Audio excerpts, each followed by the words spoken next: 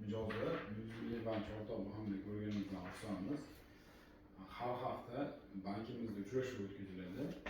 Yangiliklar, kredit bo'yicha yangiliklar, umuman qonunchilikda yangiliklar bo'yicha tafsilot beramiz.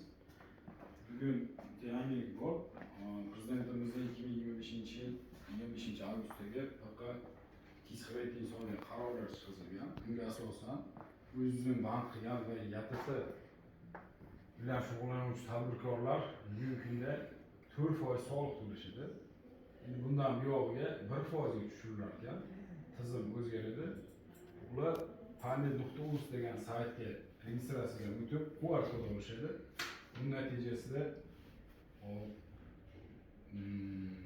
kassa apparati, terminallar ishlatilmaydi. Faqat o'sha tizim orqali ishlatilar ekan. Endi buni asosiy yutug'i shu 3% soliq kamaytish.